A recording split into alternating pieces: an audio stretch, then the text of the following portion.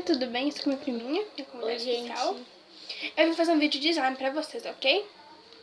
Eu vou usar só 2 ingredientes, tá, gente? Eu vou usar a cola transparente e vou usar também o ativador, que é o Ariel.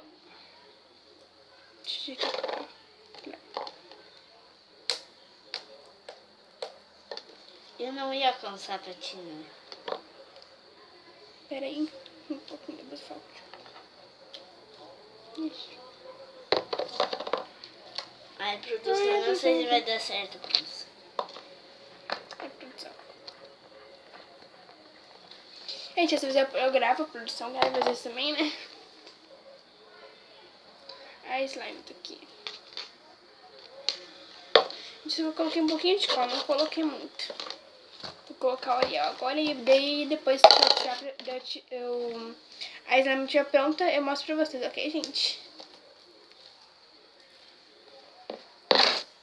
Vou passar pra mim poder fazer slime, tá, gente? Gente, eu vou ter o slime pronto pra essa aqui, ó. Gente, a Bela não tá aqui comigo porque ela tá cansadinha. Quer ver ela? Vou mostrar pra vocês. Ela tá quietinha no cantinho atrás da porta. Olha o corpo dela. Chega mais perto dela. Princesa! Olha ali, gente. Olha que bela vida, né? Ele tá no chão gelado também, né, gente? Olha que coisa boa.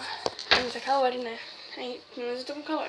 Ai, esse geladinho. Então, gente, foi o resultado do meu slime, ó. Espero que vocês tenham gostado.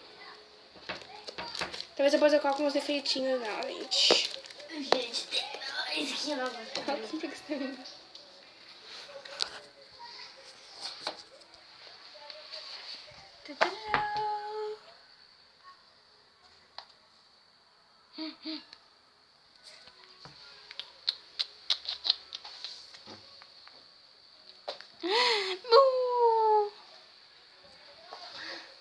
Ai, gente, ela tá relaxando ali.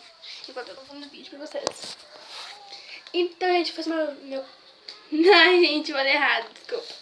Então, gente, espero que vocês tenham gostado. Não esqueça de deixar o seu like, se inscrever no canal aqui embaixo e ativar o sininho das notificações para não perder nenhum vídeo novo. Tchau, gente, beijo. Manda tchau, Belly. Tchau.